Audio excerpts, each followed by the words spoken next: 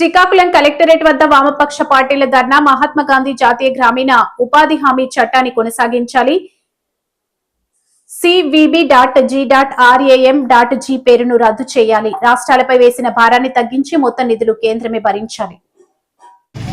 కేంద్ర ప్రభుత్వం NDA government Mahatma Gandhi గ్రామీణ ఉపాధి హామీ చట్టాన్ని నిర్వీర్యం చేసి ఉపాధి యొక్క గ్రామీణ ప్రాంతం యొక్క కూలీల యొక్క హక్కు అయినటువంటి ఉపాధి హామీ చట్టాన్ని నిర్వీర్యం చేశారు.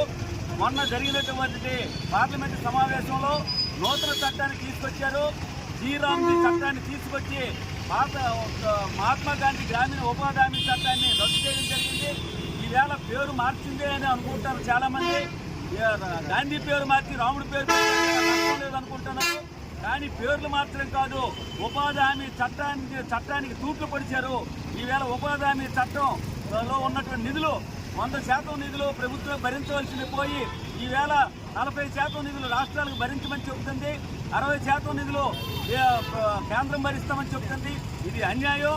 రాష్ట్రాలు ఆర్థిక పరిస్థితి బాగులేదు, రాష్ట్రాలు భరించే శక్తి లేదు. కాబట్టి ఈవేళ రాష్ట్రం భరించలేక, కేంద్రం భరించలేక కూలీలకు పనులు లేకుండా చేసే పరిస్థితి ఈవేళ దోపిస్తున్న పరిస్థితి ఉంది.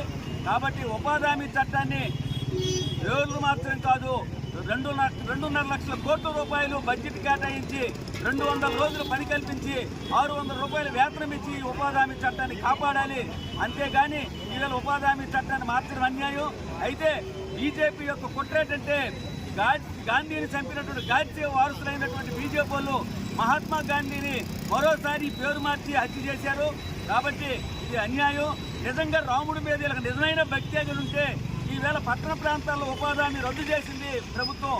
ఈ పట్టణ ప్రాంతాల్లో రాముడు పేరు పెట్టి ఉపాధి హామీ చట్టాన్ని పెట్టి రాముడు పట్టణ ఉపాధి హామీ చట్టాన్ని పెట్టి పట్టణ ప్రాంతాల్లో కూడా ఉపాధి కల్పించాలని మేము డిమాండ్ చేస్తున్నాం. లేని పక్షంలో ఈ పోరాటాన్ని ఉధృతం చేసి భవిష్యత్తులో పెద్ద ఎత్తున పోరాటాలు చేస్తామని చెప్పి సందర్భంగా తెలియజేస్తున్నాం. నా పేరు గంగరాపు సింహాచలం, వ్యవసాయ కార్మిక సిపిఎం పార్టీ జిల్లా కార్యదర్శి.